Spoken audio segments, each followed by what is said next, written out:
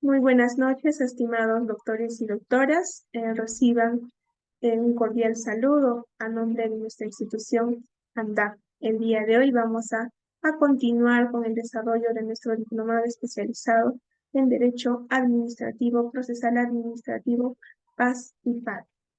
Recordarles que este diplomado viene siendo ejecutado por el Ilustre Colegio de Abogados de Ayacucho con una certificación de 250 horas académicas. Asimismo, el día de hoy nos vamos a tocar el tema del procedimiento administrativo trilateral y fundamentos de la potestad sancionadora. Recordarles que esta sesión es nuestra séptima sesión de este diplomado al que les hice referencia. El día de hoy vamos a contar con la participación de nuestro ponente, el doctor Víctor Lizárraga Guerra, quien es especialista en Derecho Administrativo y Gestión Pública. Bien, doctores, recordarles que aquellos doctores que deseen formular sus preguntas pueden formular en el caja de comentarios en el chat, o a su defecto pueden alzar el icono de la mano, se les va a habilitar el micrófono a cada participante. Recordarles que las preguntas que se deben formular deben ser de acuerdo al tema que nuestro ponente va a desarrollar el día de hoy. Asimismo, doctores, se les solicita estricto respeto a nuestro ponente, a los organizadores del presente evento académico y a todos nuestros participantes quienes se vienen conectando a través de nuestra plataforma Zoom y a aquellos participantes que también nos están viendo a través de nuestro Facebook Live de ANDAP. Bien, doctor Víctor, le doy el uso de la palabra para dar inicio a esta sesión del día de hoy. Muchísimas gracias, doctor. Perfecto. Muchísimas gracias a usted, doctora, y sobre todo a ANDAP Perú, que con mucha deferencia me invita a participar en su diplomado, muchas veces inmerecido, pero creo que gratificante para quien de alguna manera le gusta y sobre todo le interesa la difusión de las instituciones del derecho administrativo, del procedimiento sancionador y el derecho disciplinario, no solo desde un punto de vista teórico, sino además práctico. Quien habla ha sido jefe del órgano instructor de Lima y provincias, de la Contraloría General de la República. En ese sentido, tengo el conocimiento no solo teórico, sino también práctico. Actualmente soy secretario técnico de procesos administrativos disciplinarios, entonces podría yo desde ese punto de vista señalar que no solo mis conocimientos teóricos, formales o dogmáticos, sino que sobre todo mis conocimientos, pero sobre todo mi expertise que se da en el día a día resolviendo casos, atendiendo casos, tomando decisiones, ayudarán a que esta sesión pueda ser la más dinámica, práctica y efectiva que cada uno de los participantes merece. Siendo así, saludo a cada uno de los estudiantes por su interés, por sus ganas de formarse, de capacitarse, desarrollar sus competencias y más aún todavía un martes como hoy, a partir de las 9 de la noche, estar prestos y atentos, donde estoy casi seguro que la mayoría preferiría estar en cama, descansar, disfrutar de una cena, un buen vino, una buena cerveza. Pero bueno, han descartado esos placeres de la vida para dar oportunidad a escuchar a un profesor de Derecho Administrativo. Y eso para mí es más que gratificante, es un honor que pueda a estas horas del día, 9:17 de la noche, dictar una clase a estudiantes ávidos de prepararse. Bueno, vamos a iniciar entonces, empezamos directamente con el tema que me han encargado, ¿ya? Que me han encargado abordar. A ver, vamos a tratar el procedimiento administrativo sancionador, que implica también el bilateral o el trilateral, los fundamentos de la potestad sancionadora, ¿ya? Entonces, voy a explicarles en detalle cuáles son estos fundamentos de la potestad. Me alegra en verdad que me haya tocado este tema, porque más que una explicación formal y normativa, procuraré hacer un conjunto de reflexiones en torno a la naturaleza no solo jurídica, sino política y social del procedimiento administrativo sancionador. Y por ese motivo es que yo les presento la siguiente agenda de trabajo que hoy más que nunca merece su atención. Primero, conocer cuáles son los fundamentos del procedimiento sancionador, o cuál es la esencia del procedimiento sancionador en nuestro país. Luego habrá un momento en donde comentaremos la importancia y la naturaleza de los órganos y las fases del procedimiento administrativo sancionador, para cerrar con la parte sustantiva que implica los principios de la responsabilidad, en un caso particular, de los servidores públicos. ¿Ya? Es en esta donde hablaremos del modelo bilateral y en qué caso se aplica el modelo trilateral. Pero vamos ordenándonos para justamente cumplir con el objetivo de abordar estos tres temas. Veamos entonces. Esta imagen, en verdad, nos permite sacar algunas conclusiones en relación a lo que es la situación actual del procedimiento administrativo sancionador. Y lo digo porque, de alguna manera, la situación actual del procedimiento sancionador es como un joven, o más que un joven, es un adolescente que está en un proceso de formación, como consecuencia de este proceso formativo, recibe un conjunto de influencias de diferentes sectores y sobre esta va construyendo su personalidad. No hay duda que aquellas influencias positivas, gratificantes, con valores humanos y sociales, seguramente va encaminada a convertirse en un excelente y extraordinario ciudadano, pero una influencia negativa, apática, una influencia con pocos valores, con pocas reglas y principios, no hay duda que va camino al despeñadero. Entonces, el procedimiento sancionador, deseo de alguna manera que la puedan ustedes configurar bajo la lógica de un adolescente en proceso formativo, por un lado, pero por otro también muy influenciable, hasta quizás amigable, para poder resolver determinados casos. Y veamos entonces, luego de explicar esta premisa bajo una metáfora juvenil, explicarles ahora cuál es la situación actual del procedimiento administrativo sancionado. Creo que no hay mucho que hablar sobre el particular. Si ustedes consideran, también pueden acceder a alguno de mis artículos que he publicado sobre el derecho administrativo sancionador peruano. Estoy casi seguro que lo pueden obtener directamente.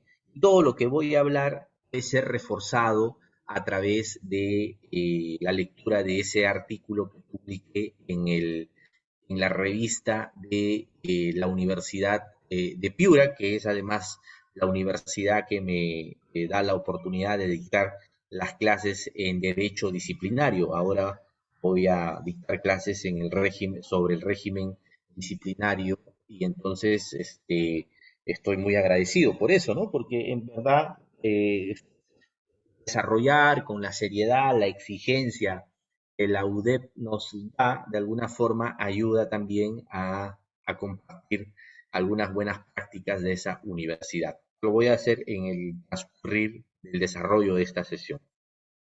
Decía que había publicado un artículo que lleva por título El derecho administrativo sancionador peruano, en donde en principio o más que diagnosticar, hacemos una recopilación de cómo es que existe un reconocimiento de este poder sancionador que tiene la administración pública. Para nadie es ajeno que el poder judicial es el órgano madre o es el poder público más importante que tiene el Estado de Derecho, justamente para resolver las causas en diferentes materias, ¿no? Penal, civil, comercial. Pero el poder judicial definitivamente en estos últimos tiempos se ve absorbida por muchísimas causas, por casos y porque además no tiene la capacidad operativa para resolver. Y es por ese motivo que hay procesos judiciales que duran muchísimos años y como decía Montaigne, justicia que tarda es una justicia que nunca satisface las necesidades de la sociedad. Miren, la sociedad frente a esa situación lo que siempre pide es una respuesta inmediata de sus órganos públicos, ¿no? A tal extremo se reconoce como un derecho de los ciudadanos, un derecho de tipo constitucional, de obtener una respuesta rápida e inmediata de la administración pública. En ese sentido, esta también se aplica para el Poder Judicial, ¿no? Tener una respuesta de las causas y de los casos que se ventilan en sus instancias. Pero el Poder Judicial, desde esa perspectiva, al sentirse muy abrumada por diferentes causas y sobre estas además incorporadas las causas relacionadas a temas especializados que ve la administración pública, pues no solo se ve absorbida, sino sobre todo desequilibrada, toda vez que tendrán que sus magistrados y sus jueces analizar y resolver causas altamente especializadas que se pueden dar en el ámbito tributario, en el ámbito ambiental, en el ámbito funcional, disciplinario, que se pueden dar en el ámbito minero del consumidor. Entonces, como hay un grado de especialización, es por eso que se reconoce esta facultad sancionadora a la misma administración pública. Entonces, empieza a reconocerse como tal un capítulo de la potestad sancionadora de la administración pública en, en la ley 2744. Es una ley en estricto, ¿no? En estricto, por favor. Listo. Es una ley que en estricto reconoce formalmente el poder sancionador de la administración pública. Pero si logramos de alguna manera identificar su antecedente inmediato, no hay duda que es la ley del procedimiento administrativo español del año 1992, es la principal fuente. Yo conversaba con el profesor Juan Carlos Morón, que participó efectivamente en este proceso de elaboración de la ley 2744, y él me confirma que la experiencia más inmediata, o por lo menos el texto que sirvió como base para el reconocimiento del poder sancionador en nuestro país, era en estricto la influencia del modelo español. Eso quiere decir de que también nosotros nos adelantamos a los hechos, porque recordarán ustedes cuando está vigente el tubo de la 2744, entonces, bueno, no es el tubo está recién del 2019, sino la ley 2744, las administraciones públicas empezaban recién a tener una experiencia de aplicar potestad sancionadora, a tal extremo, por ejemplo, quienes ejercían la posibilidad de órgano instructor y sancionador, eran una misma autoridad y muchas veces ni siquiera se estaban identificadas, ¿no? Había un reconocimiento de la responsabilidad de tipo objetiva, no había una exigencia en la subsunción típica, es decir, se inició un procedimiento administrativo sancionador bajo reglas que muchas veces estaban siendo influenciadas por el derecho penal, en otros casos bajo las reglas de una relación de sujeción especial que valoraba muy poco el reconocimiento de las garantías y las potestades administrativas que deberían tener sobre todo las autoridades de los procesos sancionadores. Entonces, esto también va evolucionando. En mi artículo hago ese diagnóstico por un lado, pero por otro lado también señalo que el procedimiento sancionador, o, es decir, la potestad sancionadora de la administración pública, tiene un impacto importante en la construcción jurisprudencial, ¿no? Es el Tribunal Constitucional en una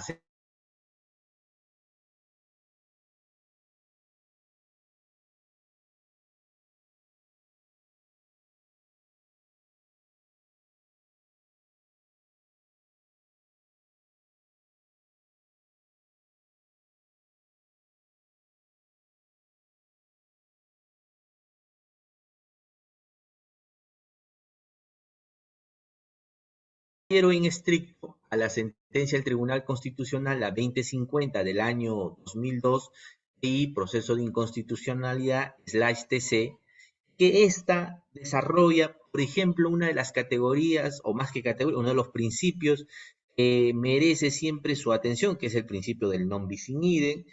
También establece una posición en torno a cuáles son los principios que deberían aplicarse, las del derecho penal, o debería aplicar sus propios principios, o debería tener un matiz. Entonces es en esta sentencia del Tribunal Constitucional la que de alguna manera sirve como base para organizar y estructurar el poder sancionador del aparato público. ¿Ya? Repito, la 2050 del año 2002 se convierte en una sentencia emblemática que hasta el día de hoy es un referente justamente para resolver causas de esta naturaleza. Pero entonces empieza ya a partir del año 2002 tener esta influencia. Posteriormente, el 2007, la Corte Suprema saca un precedente vinculante, un precedente en materia penal, justamente sobre las diferencias entre la potestad disciplinaria o el derecho administrativo sancionador de las entidades y el derecho penal, ¿no? Y en esta, algo interesante que podemos encontrar en este pleno casatorio, la 001 del 2017, se define en principio que el procedimiento sancionador y sobre todo el disciplinario se rige por el principio de las relaciones especiales de sujeción. Quiere decir, las relaciones especiales de sujeción, en procedimientos de esta naturaleza, donde la administración pública interviene, se presenta un relajamiento de determinados derechos y garantías. Es decir, estas deben ser tratadas de manera distinta a la lógica penalista, porque claro, en materia penal, por ejemplo, el principio de legalidad es un principio muy formal. Por ejemplo, los delitos serían imposible que se regulen por decreto supremo, algún por alguna norma inferior a aquella que tiene rango de ley, ¿no? Es más, en algunos casos, en algunos países, la exigencia o la formalidad es mayor. El típico caso español, por ejemplo, que para el reconocimiento de los delitos tiene que ser con ley orgánica, ¿no? Mientras que en nuestro país es suficiente una ley ordinaria o en todo caso un decreto legislativo. Ok, dicho eso, y sobre todo explicado los principales antecedentes, la principal influencia normativa, ahora nos toca entender cuáles son los últimos cambios o las transformaciones más importantes que se han dado en la potestad sancionadora a raíz justamente del decreto legislativo 1272.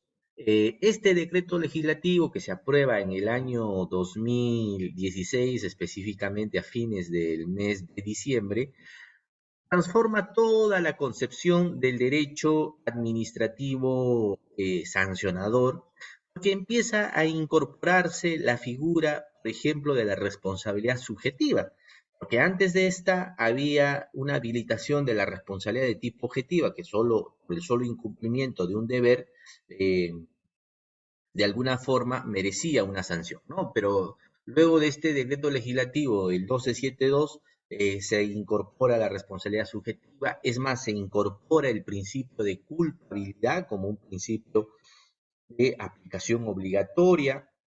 Se regulan las figuras de los eximentes y los atenuantes, y además se trabaja bastante la figura de la caducidad. En fin, hay aspectos importantes o reformas importantes que se dan en ese decreto legislativo. Yo siempre les digo a mis alumnos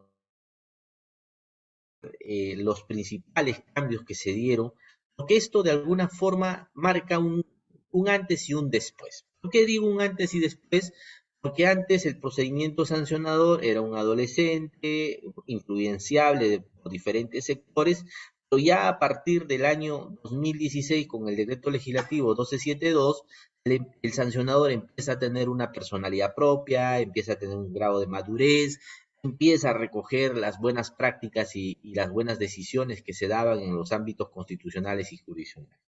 En conclusión, hoy el procedimiento administrativo sancionador es, no hay duda, una de las disciplinas más importantes que existen en el derecho, a tal extremo de que han tomado la decisión ustedes de estudiar un diplomado de esta naturaleza, porque viene aplicándose el poder sancionador del aparato público no solo en el ámbito disciplinario, no solo en el ámbito funcional, sino que también podemos encontrar procedimiento sancionador de la administración pública en el ámbito del transporte, la medicina, en el ámbito educativo, en el ámbito jurisdiccional, fiscal, financiero, etcétera, etcétera. Es decir, empieza a masificarse el poder sancionador de la administración pública, pero hay determinadas reglas que se toman en cuenta justamente para que éstas no vulneren o afecten los derechos fundamentales o sobre todo el principio del debido proceso. Entonces, vale responder a estas preguntas referido a si la potestad sancionadora administrativa es constitucional, la poseen todas las entidades o está sometido a algún tipo de control. Entonces, empezaremos a responder la primera pregunta, si la potestad sancionadora de la administración es o no constitucional. Yo les reto a que revisen e identifiquen qué organismo público o qué entidad del Estado tiene reconocido su poder sancionador en la Constitución. Les doy 2 minutos.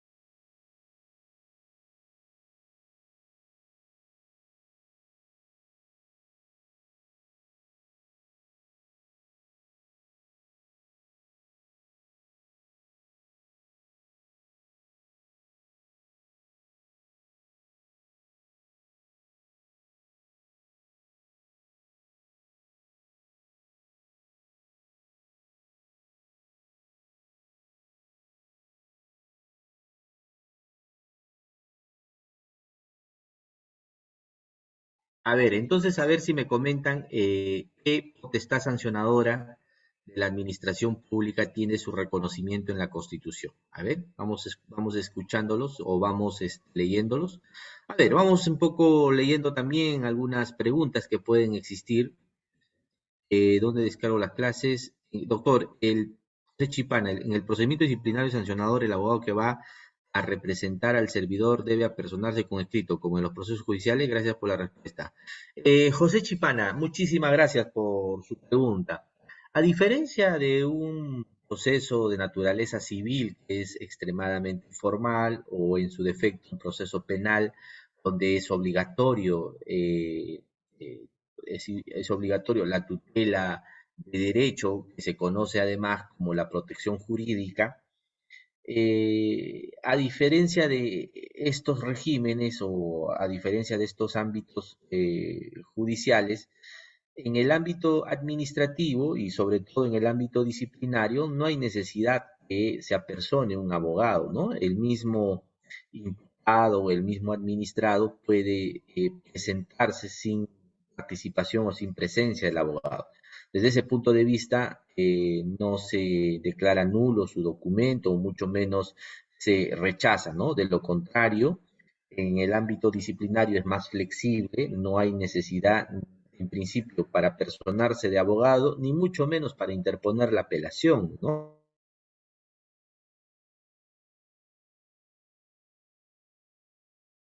Que se interponía era obligatorio firma de abogado, de un letrado, pero ya a partir de las modificaciones que se han dado, ya no es necesario, ¿no? Entonces, en el ámbito sancionador, el administrado efectivamente podría ejercer su propia defensa. En el procedimiento disciplinario, actualmente la Contraloría, doctor. Jenny Cuba, ¿cuál es su pregunta, por favor? ¿A qué se refiere en torno a la Contraloría? Entiendo a la pregunta que formulé, ¿no? A ver, Jenny, no, la Contraloría no tiene un reconocimiento expreso en la Constitución sobre su poder sancionador. De lo contrario, su reconocimiento está en la ley número 29622, que es una ley que modifica la ley orgánica del Sistema Nacional de Control. En esta se dice que la Contraloría ejerce el poder sancionador contra los funcionarios y servidores públicos que se les haya identificado su responsabilidad, ¿no? Que se hayan identificado la responsabilidad administrativa, ¿ya? Entonces, en ese sentido, ¿ya? En ese sentido, la Contraloría no tiene esa facultad sancionadora reconocida en la Constitución, sino en una norma con rango de ley. Ok, listo. ¿Qué más? A ver, algunas preguntas adicionales. ¿Qué más tenemos por acá? Listo, vamos entonces avanzando. Y la segunda pregunta, ¿la poseen todas las entidades? ¿Ah? ¿La poseen, o sea, todas las entidades de la administración pública ejercen poder sancionador? Por supuesto que no todas, ¿no? Solo aquellas que han sido habilitados con normas con rango de ley. Eso es importante precisar. Ya, solo con normas con rango de ley se habilita a determinadas entidades del aparato público para que puedan ejercer poder sancionador. Profesor, a través de una ordenanza municipal, una ordenanza regional, ¿puedo reconocer potestad sancionadora? No. Pero si tienen rango con ley, a ver, rango con ley está reconocida como tal para los procesos de inconstitucionalidad. Eso está en el artículo 200 o 201 de la Constitución, donde dice puntualmente que la inconstitucionalidad se puede dar no solo para las leyes, sino que también para aquellas ordenanzas municipales u ordenanzas regionales. Pero no es que tenga rango de ley, tiene fuerza de ley en su jurisdicción, que eso es totalmente distinto.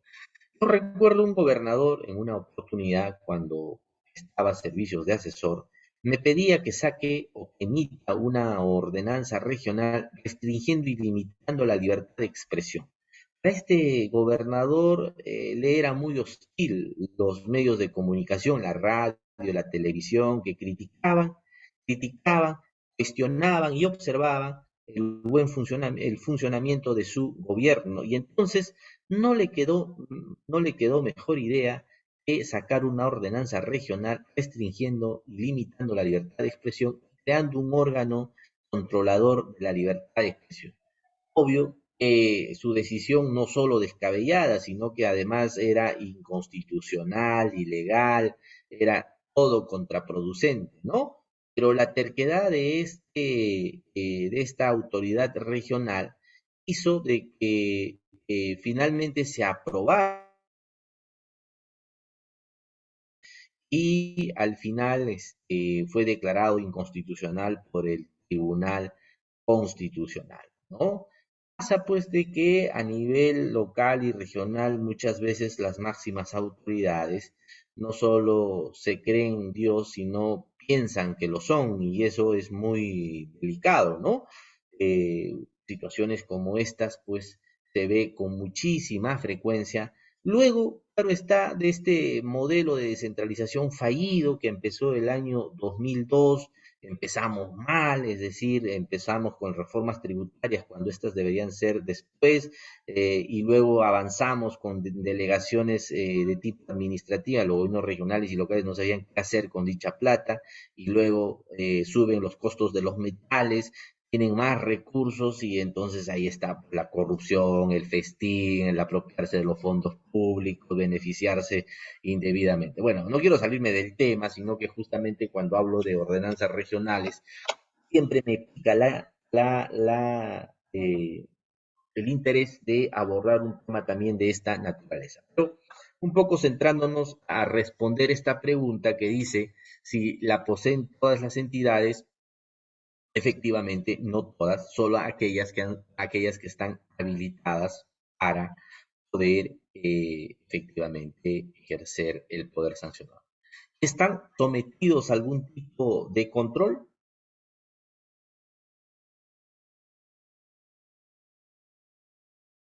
Sí, efectivamente, hay un control formal que los procedimientos sancionadores pueden, en estricto, ser revisados por un tribunal de segunda instancia, que son los tribunales administrativos, o en su defecto, agotado la vía administrativa, recurrir a un procedimiento jurisdiccional que tiene además el reconocimiento constitucional. Me refiero al proceso contencioso administrativo. Un proceso de esta naturaleza es un proceso que busca revisar la decisión de la administración pública. ¿Ya? Entonces, dicho eso, y por lo menos hemos respondido a tres preguntas, ahora nos toca hablar en relación a cuáles son las diferencias entre lo que el Tribunal Constitucional del Poder Judicial y las administraciones públicas enfocan la potestad sancionadora del aparato público. Dentro del ámbito constitucional, el interés está más centrado en una protección de derechos fundamentales de los infractores. En cambio, en el Poder Judicial, el interés se centra sobre todo en corregir las decisiones de la administración pública a través del famoso contencioso administrativo y a nivel del aparato público, es decir, la administración pública, cuando tiene que tramitar procedimientos sancionadores, no ve tanto protección de derechos, no ve tanto revisión o concreción de las decisiones, sino sobre todo atender el interés público y general, es decir, como las decisiones más pensadas en algunos casos, en otras más efectivas, justamente para que la población pueda ser beneficiada, ¿ya? Entonces, hasta aquí alguna pregunta, alguna duda, si no ya para irnos a un break de 5 minutos, recuperamos la energía y retornamos ya con la segunda parte que ves, teoría del jus puniendi, las autoridades del procedimiento sancionador, bilateral y trilateral. Listo, hacemos una pausa de 5 minutos y continuamos.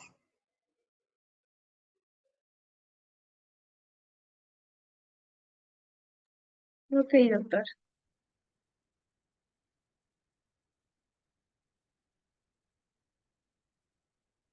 Bien, doctores, pueden aprovechar ese espacio para tomar algún mate, cafecito.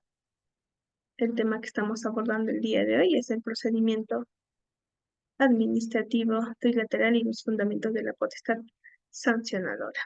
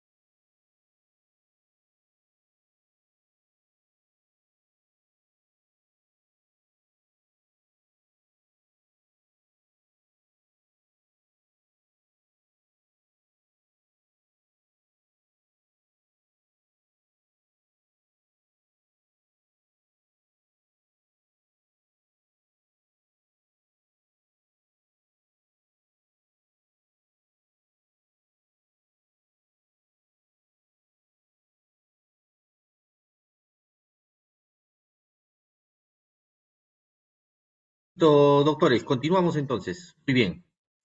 Listo, a ver, ¿qué tal? ¿Cómo están? A ver, cómo vamos? ¿Qué tal? ¿Cómo están? Qué gusto saludarlo. Bueno, tenemos más de 83 participantes. A ver, voy a hacer todo lo posible para poder hacer un trabajo con 82 participantes, mi querida doctora. A ver, quiero saludarlos a Luzmila, Milagros, Kenji, a ver, Karen, Patricia, Beatriz, Liz Gamarra, qué gusto saludarlos a todos ustedes, qué importante participación. 82 alumnos conectados, para nosotros es un orgullo tener a estas horas estudiantes conectados, ávidos de aprender. Pero el aprendizaje no termina, pues, ¿no? Vamos entonces ahora a ir a la parte práctica, ¿ya? Y la parte práctica va a implicar formar determinados grupos. Pero para poder empezar ya a explicar ya la casuística, los casos, yo necesito enseñarles algunas herramientas que son útiles seguramente para la adecuada identificación de responsabilidades, para conocer un poco mejor de cómo funciona la responsabilidad del funcionario, del servidor público, cuál es el impacto que tiene el procedimiento sancionador. ¿Ya? Entonces, vamos a empezar, ¿ya? Los grupos, ¿ya?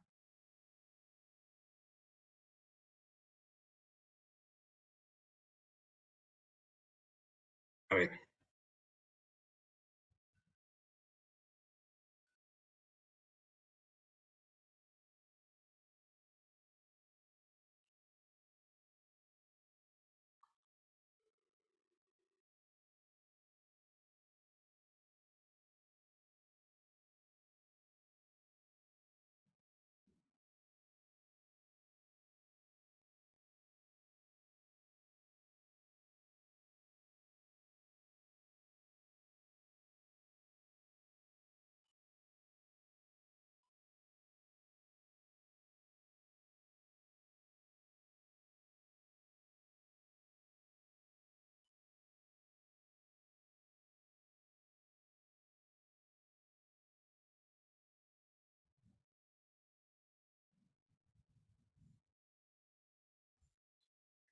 listos. A ver, vamos a ver.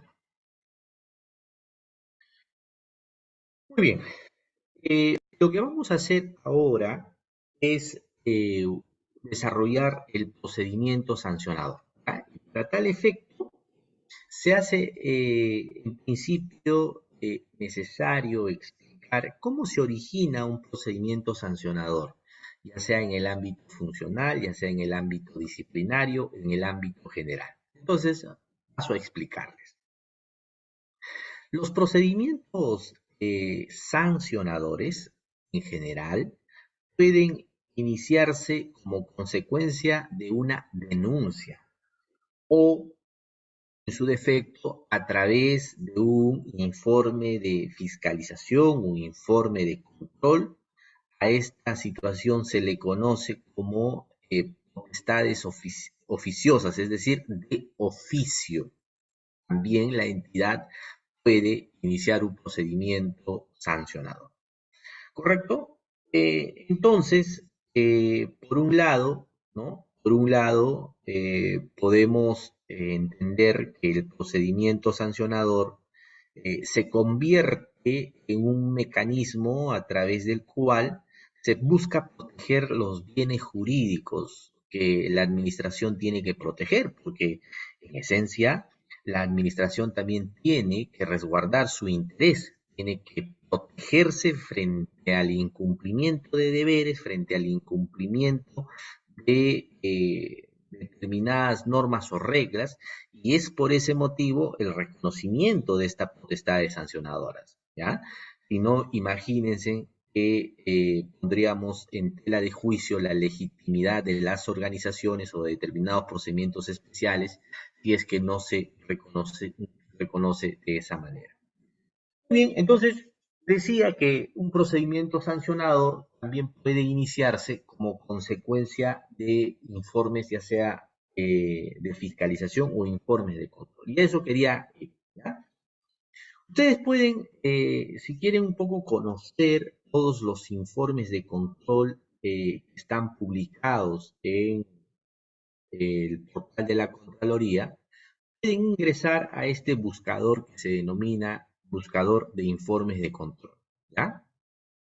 En esta encontrarán toda la información en relación a la producción de control que hace la Contraloría General de la República por entidad, por servicios de control por año, por regiones y otros. Entonces, el trabajo que van a hacer las comisiones o el trabajo que va a hacer el grupo va a ser el siguiente. Ustedes van a acceder aquí a este enlace que dice acceder al informe de control. En este informe de control, toda vez que nuestro diplomado está concentrándose en Ayacucho, todos nos vamos a concentrar en la hermosa región de Ayacucho, que está acá, ¿ya? Van a colocar, entonces les va a salir todos los informes de control de Ayacucho, pero son, a ver, ¿cuántos informes se han detectado? Aproximadamente tenemos más de 1.200 informes de control solo en la región Ayacucho. Pero bueno, vamos a hacer quizás un poquito más, vamos a hacer un poquito más específicos, ¿ya? Vamos a buscar por entidad. Y por entidad queremos saber sobre Ayacucho, vamos a ver qué entidad me parece interesante que podamos conocer. Vamos a ver el gobierno regional de Ayacucho que en estos últimos tiempos está en, ¿no? Está en el ojo de la tormenta. A ver, vamos a ver. Respecto al gobierno regional de Ayacucho, miren ustedes toda la producción que acaba de salir, ¿ve? Se ha hecho visita de control, control concurrente, prestaciones adicionales de obra, acción de oficio, orientación de oficio. A ver, vamos a ver la última que se ha publicado. La última es sobre discapacidad e inclusión social. Hay uno sobre la ley y su reglamento y idoneidad en el acceso a la función pública. A ver, se ha hecho una visita de control. Vamos a ver esta visita de control. ¿A qué se refiere? Entonces ustedes acceden, esto ha sido emitida el 4, el 9 de abril del año 2024, vamos a ver el resumen, qué es lo que se ha verificado en esta visita de control.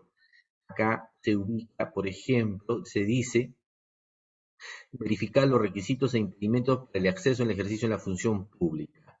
Es una visita de control, la entidad designó a directivos públicos de libre designación y remoción sin acreditar el cumplimiento de los requisitos mínimos. ¿Quiénes son los que no cumplen estos requisitos mínimos según esta visita de control hecha por la Contraloría? Acá está. El director regional de Trabajo y Promoción de Empleo del Gobierno Regional de Ayacucho no presentó la declaración de no tener impedimento para hacer situación que limita la transparencia y el acceso a la verificación. A ver, vamos a ver entonces cómo sale su informe. Entonces ustedes ingresan, quieren conocer el informe y qué cosas son los que identifican, ¿no? Entonces acá podemos visualizar, vamos a ver, aquí está el informe o en su defecto la visita de control, ¿no? Acá están el desarrollo, vamos a ver cuáles son sus conclusiones.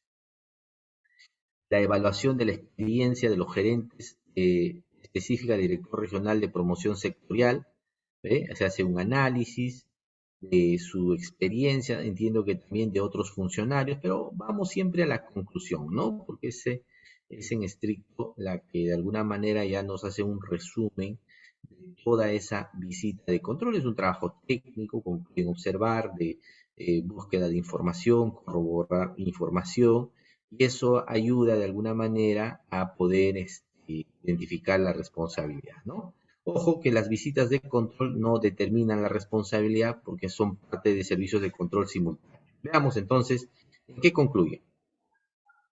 Se le hace de conocimiento a su famoso gobernador del gobierno regional de Ayacucho el presente informe de visita de control, el cual contiene la situación adversa identificada como resultado de la visita de control de la verificación. O sea, se le pone en conocimiento al Guayqui de Doña Dina, ¿no? Hacer de conocimiento al gobernador que debe comunicar en un plazo de 5 días las acciones correctivas. ¿Cuáles son esas acciones correctivas? ¿No? Estas son las que justamente se han determinado. La entidad designó al directores públicos que no cumplían con los requisitos. El director regional de Trabajo y Promoción Social no ha hecho sus declaraciones, entonces tiene que emplazarlo, pues, ¿no? El Guayqui de Dina para que pueda efectivamente corregir. Acá está. Entonces, todo eso Todo eso se encuentra aquí, en este portal que permite la búsqueda de los informes de control. Pero si queremos buscar, a ver, queremos buscar servicios de control. Ya, el servicio de control, donde hay determinación de responsabilidades, es en el servicio de control posterior.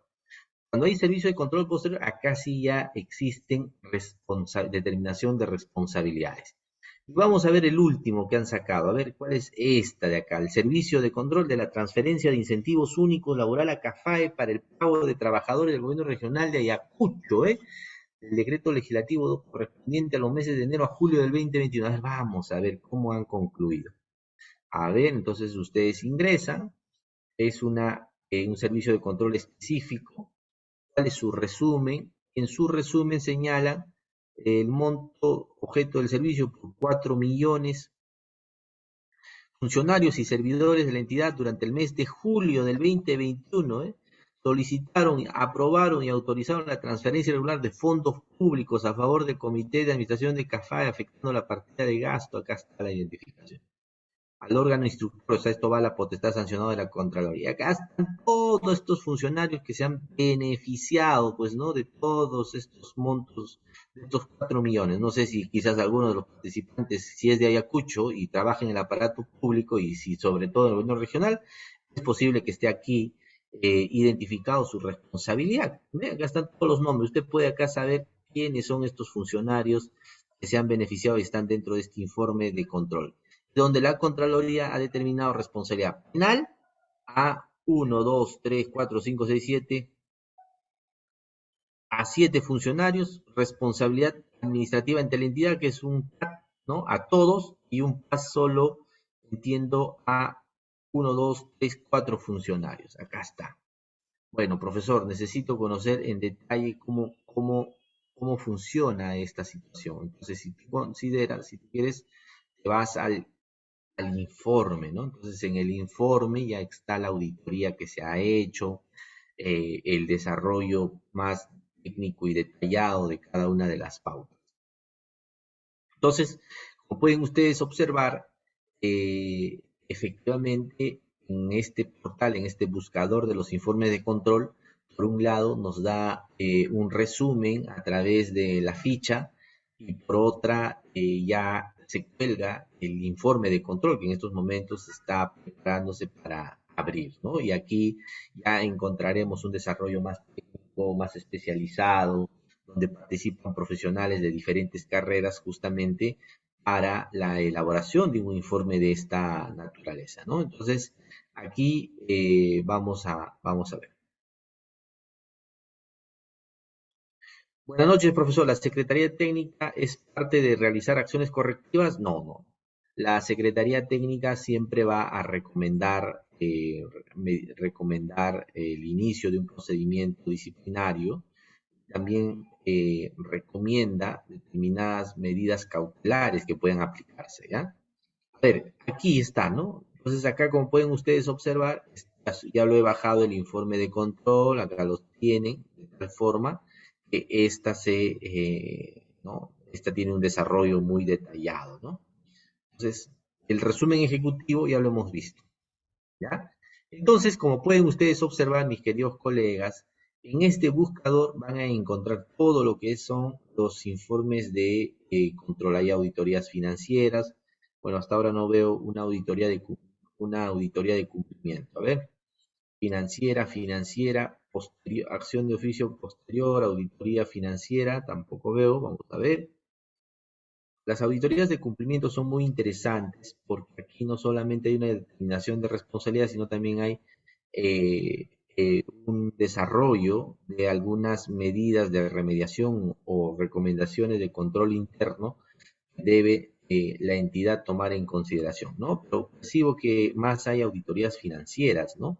Al parecer hay muchas irregularidades en la gestión financiera del gobierno regional de Ayacucho, porque eso es lo que de alguna manera nos reporta. Vamos a seguir viendo qué más encontramos aquí en el gobierno regional de Ayacucho, ¿no? Sí, pues estoy encontrando muchas auditorías financieras. En fin, entonces no nos vamos a pasar. Yo a ustedes les pongo este ejemplo justamente para que puedan de una manera tener un conocimiento en torno a cómo se inicia un procedimiento sancionador a cargo de la Contraloría, ¿no? Es como consecuencia de un informe de control. Entonces, les voy a dejar el siguiente trabajo. ¿En qué va a consistir? ¿Ya? Ustedes, voy a formar grupos, voy a formar 10 grupos, voy a formar 10 grupos de eh, 8 grupos, perdón, voy a formar 8 grupos de 10 personas. Cada grupo, por favor, me va a ubicar un informe de control y en ese informe de control le van a dar una mirada, una revisión y me van a decir cuáles son las responsabilidades que se han identificado, sobre qué trata y cuáles son las responsabilidades, ya sea penal, civil o disciplinaria, que se ha identificado a los administrados, ¿ya? Entonces voy a proceder a armar los grupos, ¿ya? Atentos, por favor. Y entonces vamos a crear, en total son 8 grupos, ¿ya? Vamos a asignar automáticamente, ¿ya? Se están creando 8 grupos. Ojo, cada grupo les pido por favor que inmediatamente coordinen, que alguien designe a su moderador, necesite a su relator. El grupo que mejor se organiza, mi querida doctora, le pido por favor quizás les pueda dar un premio, ¿no? Quizás una media beca o algún descuento para que puedan continuar capacitándose, porque ese grupo está muy ávido de aprender, ¿ya? Entonces, vamos a formar 8 grupos. Repito, cada grupo lo que tiene que hacer es bajarse un informe de control, no necesariamente de Ayacucho, de cualquier entidad, ya ustedes pueden elegir lo que crean conveniente. Pero sí, lo que sí les voy a pedir es que se bajen auditorías de cumplimiento, ¿ya? Servicio de control, auditorías de cumplimiento. No quiero otro servicio de control que no sea la auditoría de cumplimiento. Una vez que lo han bajado, le dan una mirada, revisan a través de su resumen ejecutivo de qué trata, a quiénes han identificado la responsabilidad y qué tipo de responsabilidad hay. Y un comentario en relación al caso, ¿no? Si está bien o no ese informe de control, ¿ya? 3 cosas puntuales, por favor, que sería necesario para que puedan todos participar, porque esa es la forma de aprender, ¿ya? Entonces, empiezo a crear los grupos.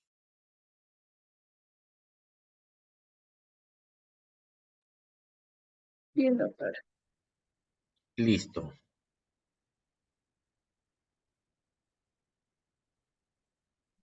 Ya se formaron los grupos, creo, ¿no? Doctor, ¿usted puede agruparlos de acuerdo al de Sí, acuerdo en perfecto, bloque? sí, ya los tengo aquí, entonces ya los he agrupado. Volver a crear opciones sería permitir que los participantes seleccionen la sala, no permitir que los participantes a mover automáticamente todos los asignados, las salas de grabador los cierran automáticamente después de. Ya se va a cerrar, le voy a dar máximo acá 25 minutos. Muy bien.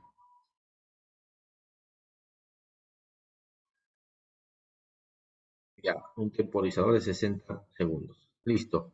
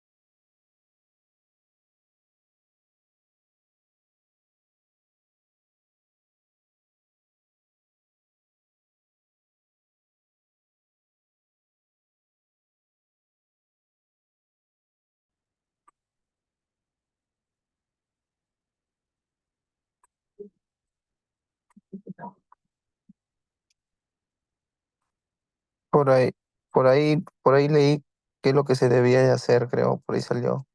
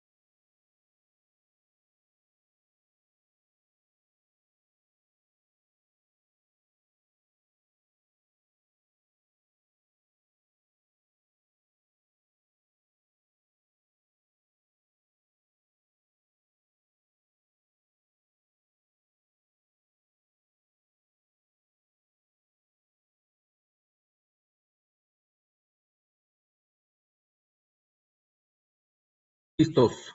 Muy bien. A ver, mis queridos colegas, yo creo que ya es suficiente. Vamos a retomar todos.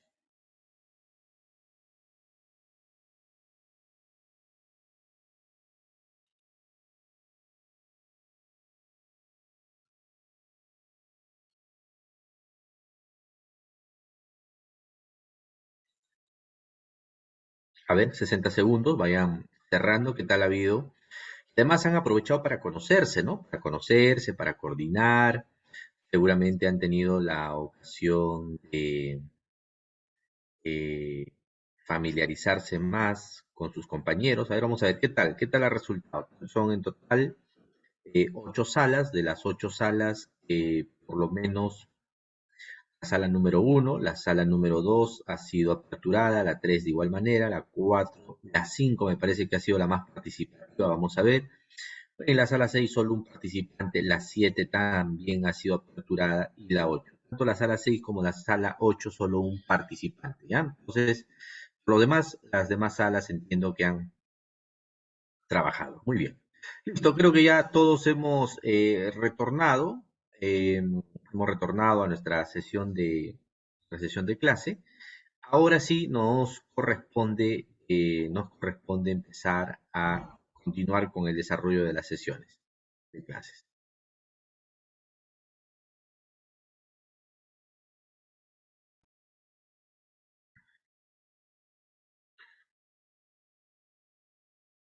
Muy bien.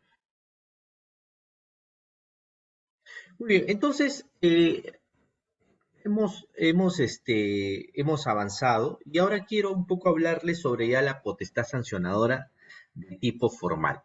¿Ya? ¿Quiénes son las autoridades? ¿Qué significa el procedimiento? ¿Ya? A ver, em, a partir de el decreto legislativo 1272, que recordarán ustedes, les he pedido que puedan revisar y estudiarla, se hacen un conjunto de cambios y reformas al modelo sancionador peruano. Y uno de los aportes quizás más importantes se da en el reconocimiento del debido procedimiento, ¿ya? Y se dice, en este caso particular, que se garantiza este principio en la medida que las autoridades sean distintas. Por lo tanto, la diferenciación entre la autoridad instructora y la autoridad sancionadora debe diferenciarse no solo por las funciones y atribuciones, sino sobre todo sobre las personas que dirigen. Por eso es que el órgano instructor es distinto al órgano sancionador. El órgano instructor es un funcionario distinto al órgano sancionador, que es finalmente que tiene que tomar la decisión. Bajo toda esta lógica, ¿no? Bajo toda esta lógica, es importante que se pueda hacer una precisión sobre la Secretaría Técnica. Esto especialmente en procedimientos de tipo disciplinario. La Secretaría Técnica es una autoridad del procedimiento administrativo disciplinario.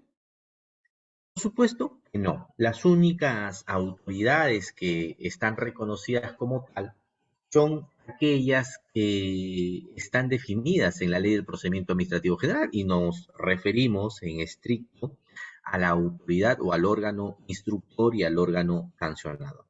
La Secretaría Técnica es el órgano de apoyo, es el órgano que en estricto hace una calificación de las denuncias, una evaluación, requiere información, lleva a cabo una investigación preliminar y como consecuencia de eso verifica si la conducta del administrado se subsume o no a alguna falta disciplinaria y estas pueden llevar en última instancia, ¿no? Estas pueden llevar en última instancia a definir el inicio o no de un procedimiento administrativo disciplinario. Por otro lado, el procedimiento, que eso es lo que quiero hablar con ustedes y sobre todo será la que va a concentrar un poquito más el esfuerzo de atención. Yo les había pedido justamente que puedan tener una primera experiencia para conocer la naturaleza de un informe de control. Y especialmente les he pedido una auditoría de cumplimiento. Entonces, como ya han ubicado un informe de control, una auditoría de cumplimiento, han podido identificar tres responsabilidades, ¿no? En algunos casos se puede presentar las tres, tanto la penal, la civil como la administrativa, pero en otros solamente una o dos. Ya. Vamos a suponer que se ha identificado una sola responsabilidad de tipo administrativo. O sea, me refiero a la responsabilidad administrativa funcional. Entonces, como pueden ustedes observar, no sé si ustedes me siguen con el puntero, aquí, vamos a ver,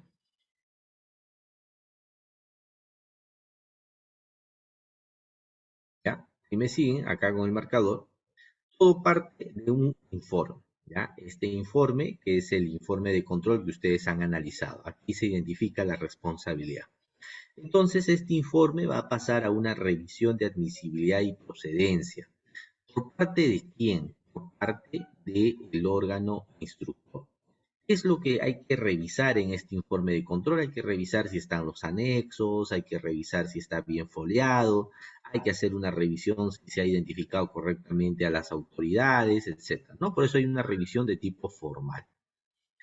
Entonces, frente a este informe de control, una vez que se ha procedido a esta primera etapa, el órgano instructor, aquí voy a anotar, por favor tomen en cuenta lo que estoy, el órgano instructor tiene una intervención hasta esta parte, hasta aquí tiene su intervención el órgano instructor, lo estoy resaltando.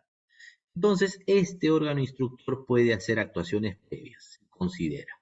Pero si no, su principal acusación, haciendo un parangón a lo que hace el fiscal, es a través de la resolución de inicio. Aquí se define los pliegos de cargo, la comunicación al administrado. Luego hay una etapa importante en los procedimientos sancionadores, que son los descargos. Profesor, los descargos, ¿qué importancia tiene en el sancionador? Relevante. Yo tendría que decir hasta significativa. A veces se descuida esta parte toda vez que se cree autosuficiente el administrado o el imputado de poder responder o cuestionar la imputación. Pero en verdad aquí es donde se necesita mayor conocimiento técnico del procedimiento sancionador, porque hay más que remedios, existen algunas categorías, tales como la prescripción, la subsanación voluntaria, la incorporación del derecho premial, el non bis in idem, cuestiones que tienen que analizarse, eso es importante. Muchas veces esos aspectos no se evalúan, entonces uno entra a estos procesos administrativos sancionadores sin ninguna estrategia de defensa. Por eso que los descargos son trascendentales justamente ¿no? Para el desarrollo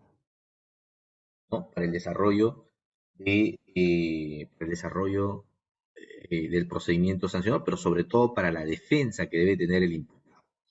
Una vez que ha presentado sus descargos, el órgano instructor se encarga de preparar ya el informe de pronunciamiento. Entonces, ese informe de pronunciamiento es en estricto el trabajo que realiza el instructor para determinar sobre la existencia o inexistencia de la infracción. O sea, eso es importante.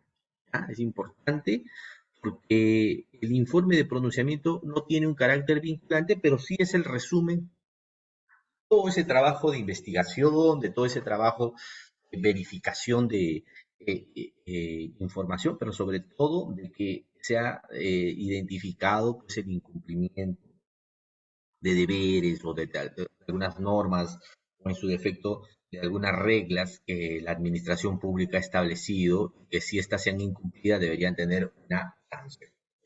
Entonces, aquí es necesario que además el órgano instructor, si es que va por la existencia de la infracción, ponga en conocimiento ya al sancionador y el sancionador al tomar conocimiento tiene que notificar al administrado. Esto también es las reformas que se han dado en el decreto legislativo 1272, porque antes no se notificaba a los sancionados, es decir, pasaba directo al sancionador y ya cuando ya había una sanción recién se notificaba. Pero hoy todo informe de pronunciamiento es comunicado. ¿Pero para qué?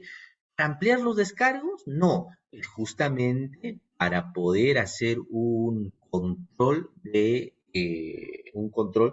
la evaluación de nuestros descargos. Si algo se han olvidado, no han dicho nada el instructor, entonces aprovechamos justamente cuando nos ponen en conocimiento el pronunciamiento, en este caso del instructor, nos ponemos a cuestionarlo, ¿no? Pasa el sancionador, y aquí sí el sancionador tiene una labor importante. ¿Por qué? Porque conforme ha señalado el tubo de la 2744, el sancionador lo que hace en estricto es hacer una ponderación de la sanción. Para eso, no solo el servir ha establecido precedentes, como el precedente de razonabilidad y ponderación al momento de la imposición de la sanción, sino sobre todo porque el mismo texto único ordenado de la 2744 señala que aquella autoridad que impone la sanción está obligado, ¿no? O obligada de hacer un test de proporcionalidad. ¿Qué significa eso? Verificar si realmente tenía antecedentes, el grado de reiteración, el contexto que se cometió la infracción, el perjuicio al Estado. Eso es importante que se pueda tomar en consideración, ¿no? Muchas veces en materia sancionadora, esta parte del perjuicio al Estado no se le da la importancia, pero es además una exigencia, porque si no puede estar sujeto a alguna nulidad o en su defecto alguna revisión que pueda darse en el ámbito de los procesos contenciosos administrativos, ¿ya? Entonces, como pueden observar, toma conocimiento, se emite la resolución de primera instancia, esto está a cargo del sancionador, quien notifica al administrado y a la unidad que emitió el informe de control. Si le impone la sanción, claro está que hay una segunda instancia. Esa segunda instancia está acá, yo voy a cambiar de color, ahora vamos a ver si puedo cambiar de color. Muy bien. Entonces, la segunda instancia empieza de aquí, ¿no? Empieza toda esta parte y esto ya está a cargo de un tribunal administrativo, ¿ya? Entonces, toma conocimiento, se emite sus decretos de abocamiento y se emite la resolución del tribunal, ¿ya? Entonces, todo este procedimiento sancionador ya está arreglado. Tiene una lógica, una primera de un instructor que revisa o que se convence de la comisión de una infracción y concluye su trabajo con este informe de pronunciamiento. Y luego, sí, Liz Gamarra, adelante Liz. Sí, hola Liz, adelante, adelante.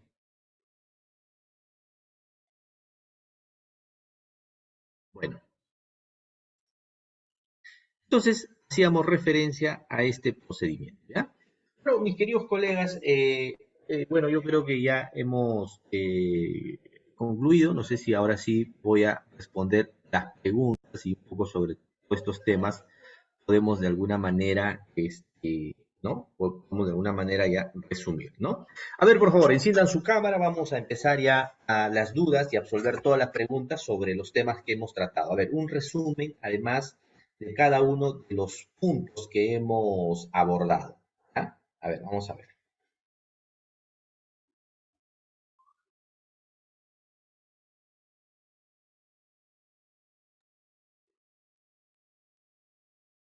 Ok, ahora te doy el uso de la palabra, Nicanor. Por favor, enciendan su cámara los que van a participar, porque eso es importante también para conocer. A ver, un resumen de todo lo que hemos hecho. A ver, el día de hoy nos han encargado hablar de los fundamentos de la potestad sancionadora y el procedimiento administrativo, tanto bilateral y trilateral.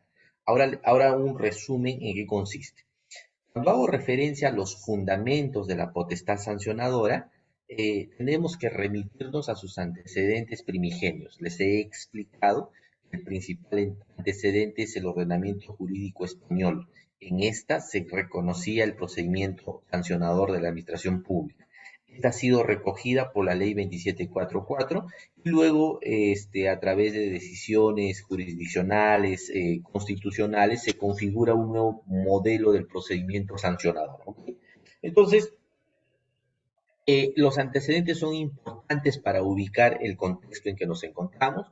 Hoy tenemos un procedimiento sancionador altamente, bueno, no avanzado, pero por lo menos ya con muchísima dinámica, ya con algunas decisiones predecibles y que las compartimos, como por ejemplo la importancia de la diferenciación entre la autoridad instructora y sancionadora, la incorporación del principio de culpabilidad, la incorporación de las figuras de los atenuantes y eximentes o propios del derecho premial, como es el reconocimiento de la infracción, como es en su defecto la colaboración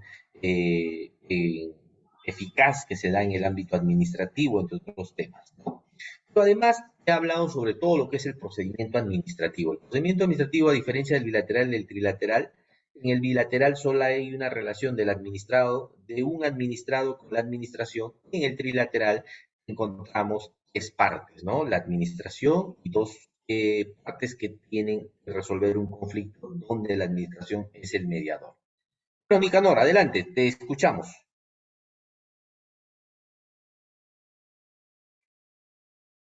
Adelante, Nicanor. Doctor, buenas noches. ¿Cómo está? Buenas noches. Mi consulta más que todo va por el tema del informe de control, cuando se Ya. inicia, para que puedan dar inicio a un PAC. Ajá. O sí, cuando, digamos, remite un informe de control, Sí. esto no está obligado a adjuntar los anexos. ¿Por qué le pregunto esto? Porque, bueno, yo traje una entidad Ujú. y muchas veces he observado como especialista, porque hay un secretario técnico, he observado que llegan los informes de control y en la parte final señala, ¿no? Se sugiere que se pida a las áreas tal documento, dice. Entonces, pero en otros informes de control adjuntan los anexos, ¿no? Entonces ahí viene una controversia porque se les pide, si me vas a mandar un informe de control, mándame con los anexos, ¿no? Entonces, esa es mi pregunta. ¿Ellos están en la obligación de mandar anexos o ya es cuando una vez que llega el informe de control a Secretaría Técnica, nosotros recabar esa información?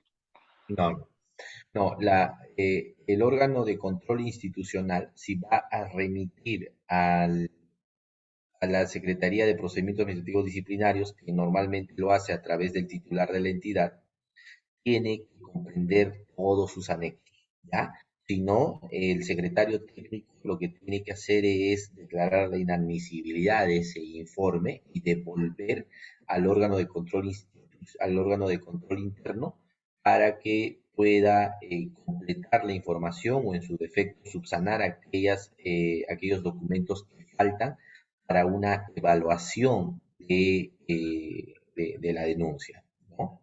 Entonces, lo recomendable es que la Secretaría Técnica devuelva el informe de control al mismo órgano de control institucional y no acepte, porque si es así, entonces está validando que la información que le ha dado es pues insuficiente. Entonces, el administrado puede en ese sentido cuestionar la afectación a su derecho a la defensa, toda vez que no tiene todas las evidencias y los anexos para que pueda armar su estrategia, valga la redundancia, de defensa en un ámbito de procedimiento disciplinario, ¿ya? Adelante, Liz Gamarra. Qué gusto saludarte, Liz.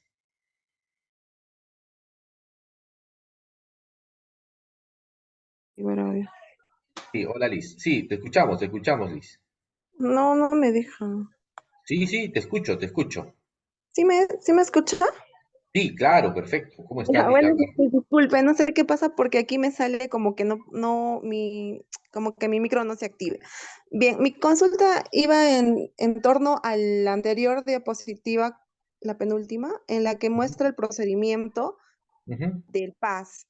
Pero a mí me cabe la duda porque en la esquinita se señala que, bueno, se inicia la imputación con una resolución. Sí. Ya. Luego envían sus descargos y se emite un pronunciamiento por Ujú, el instructor. ujú. Ahí hay tres opciones. Dice se advoca, luego decía que pide un informe oral. Ahí Y va. ya pasa de frente al órgano resolutor que emite la resolución con una sanción. Ya, mi consulta es la siguiente. En esa esquinita, eh, o sea, como que me parece muy restrictivo porque no se permiten nuevos descargos al IFI, al informe final de instrucción. No se permiten nuevos descargos, pero la LEPAC dice que el administrado puede presentar en cualquier momento del procedimiento este, información. No son etapas preclusivas.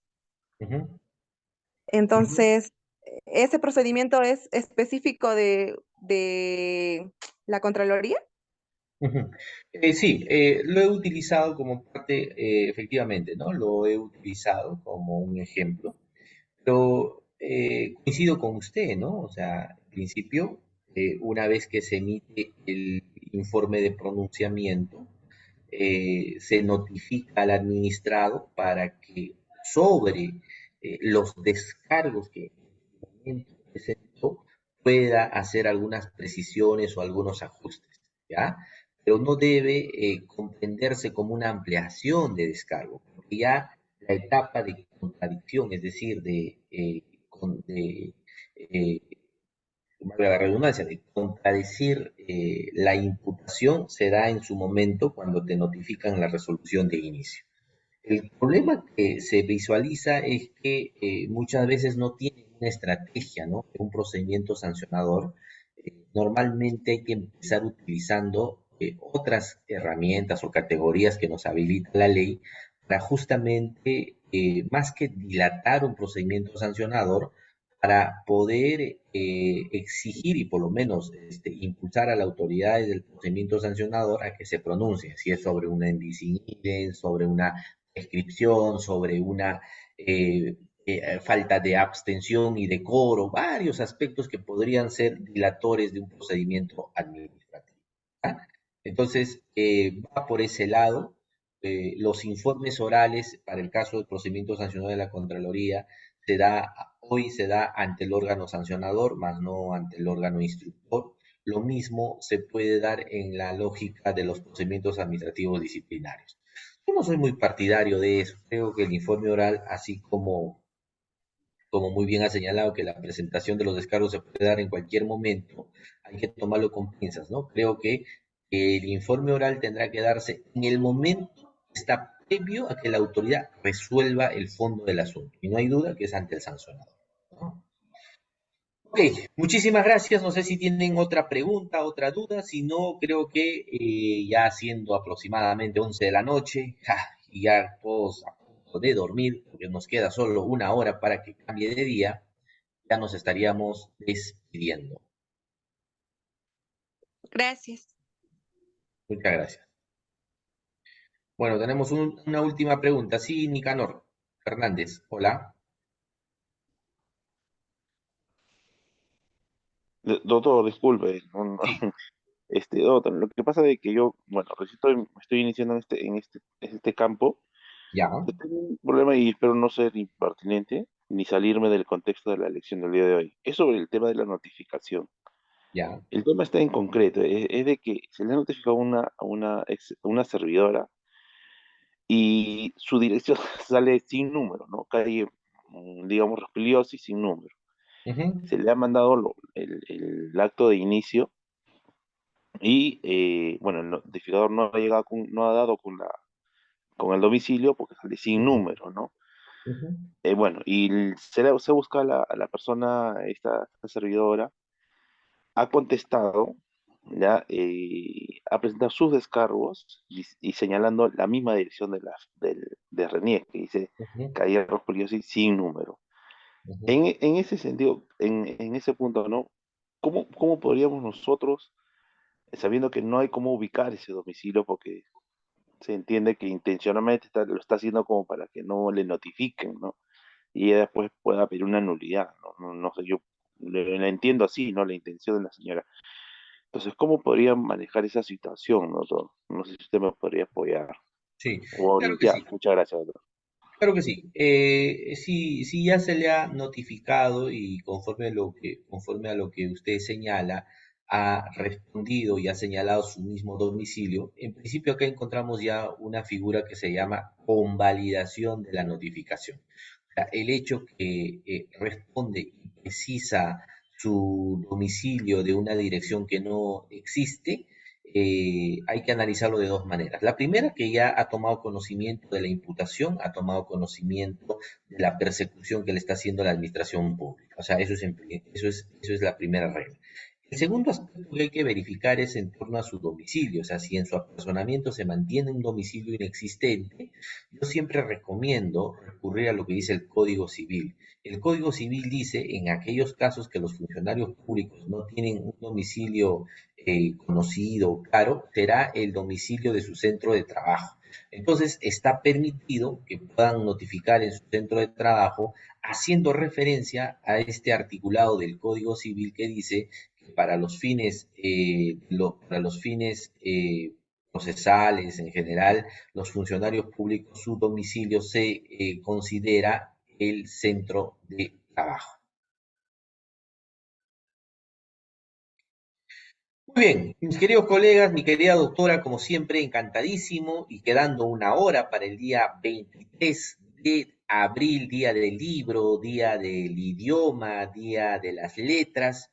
Pues bueno, como siempre, un honor participar y espero volverlos a ver pronto. Muchísimas gracias. Gracias, doctor. Doctor, todavía tenemos una participante que desea formular su pregunta. A ver, Doctora Angie. sí, aló,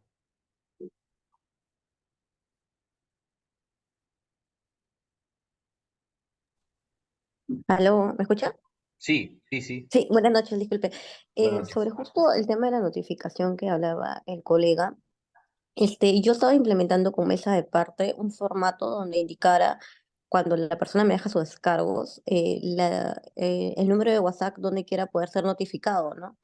Para que por ese medio también notificarlos, porque a veces, como dice el colega, no llegamos con las direcciones. Entonces, ¿eso sería válido, el tema de notificar por WhatsApp o correo Eh, electrónico?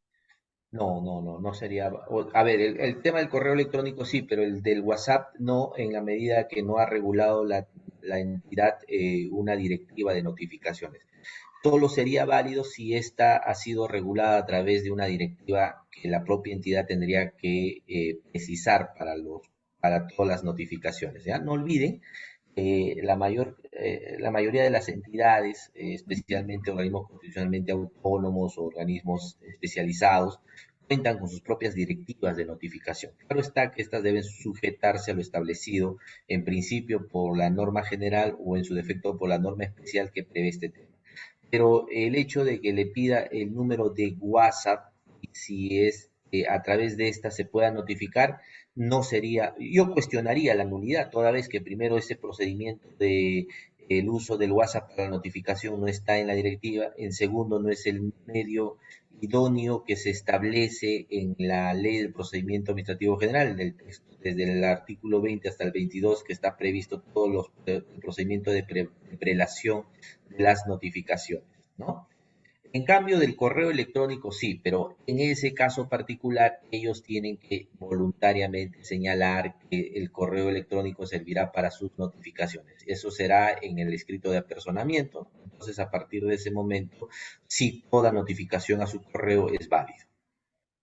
Eh, ¿Y qué pasaría si ellos también me presentan su descargo vía WhatsApp? Yo tengo como dirección un número asignado y me presentan el descargo directamente al WhatsApp de la dirección.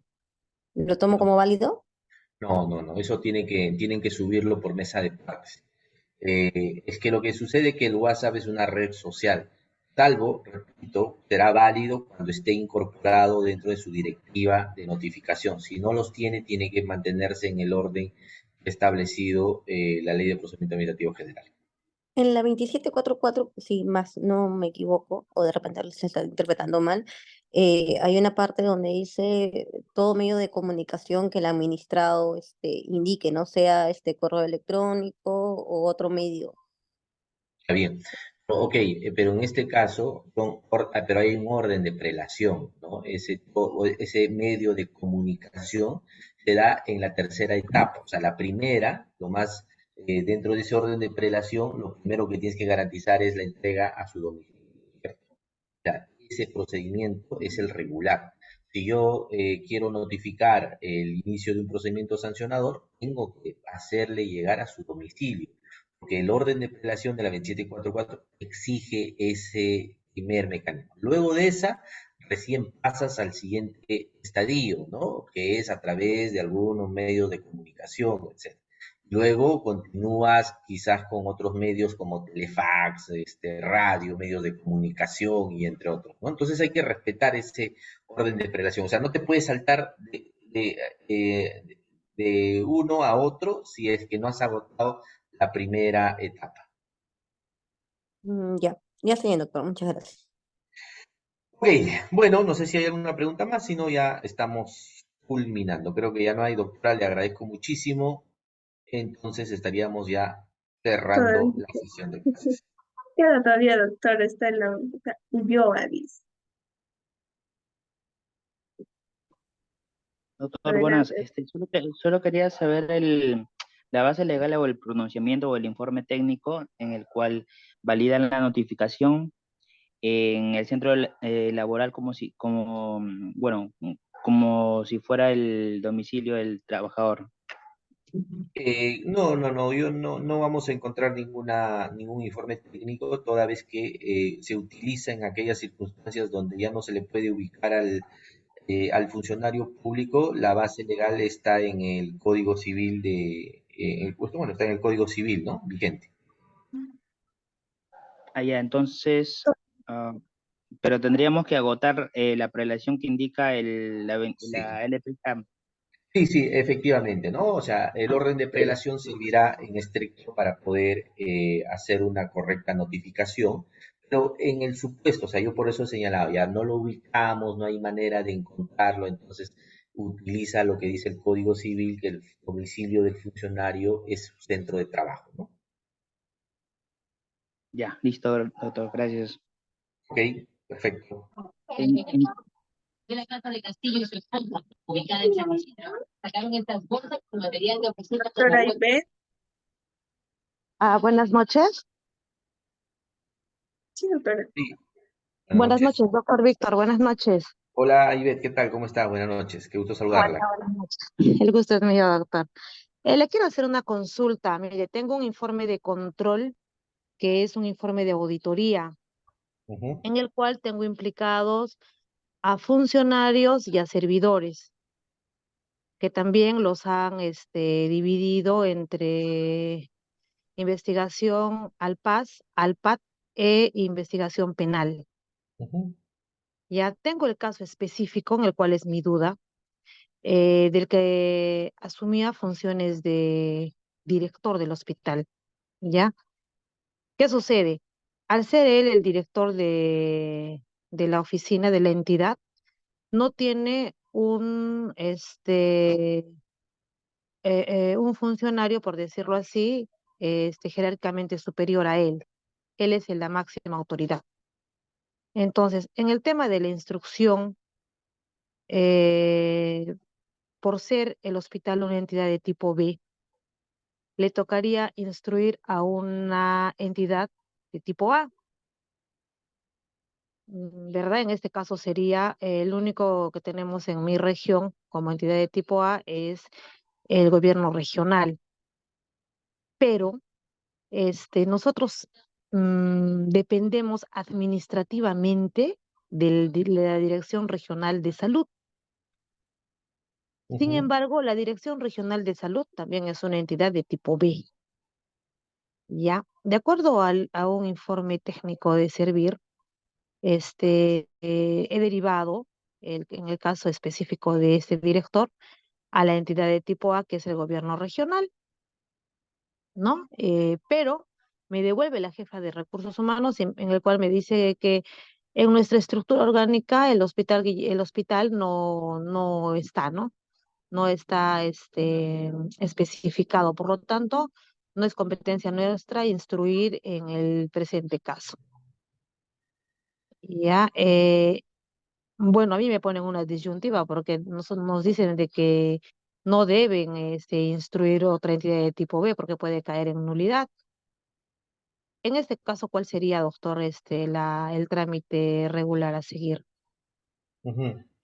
Bueno, en principio, la principal base legal que tenemos en la ley del servicio civil, ¿no? Donde define, dependiendo de la sanción o de la prognosis de sanción que se propone, si es una sanción de amonestación escrita, suspensión o ¿No? destitución, tendrá que tomarse en consideración la misma regla que está señalada en la ley, ¿no? Será el jefe inmediato, si es una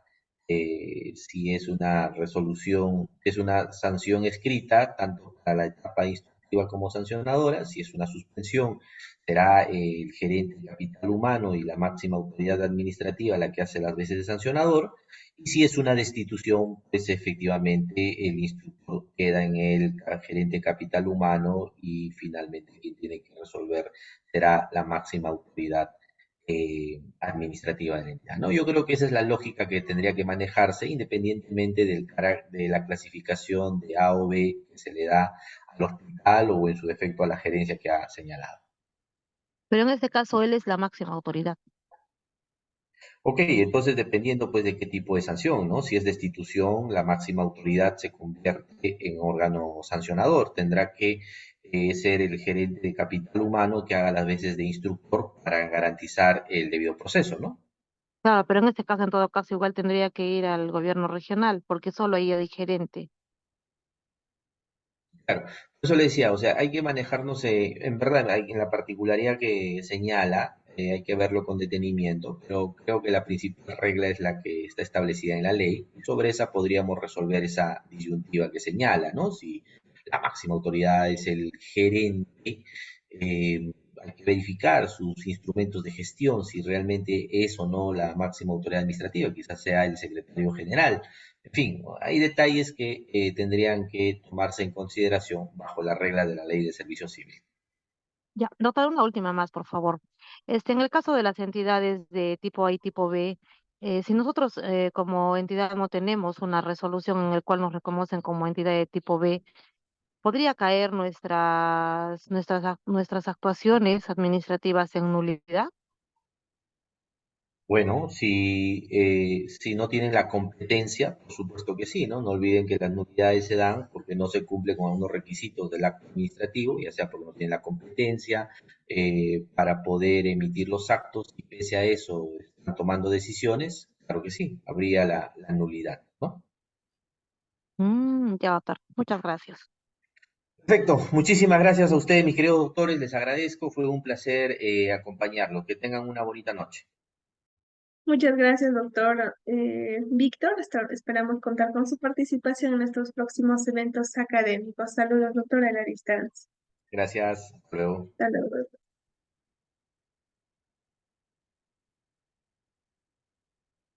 Bien, doctores, con ello vamos a culminar esta sesión. Voy a volver a programar este tema con otro ponente para que puedan tener más claro esta sesión, doctores. Muy buenas noches, doctores. La sesión igual lo voy a habilitar en la plataforma virtual.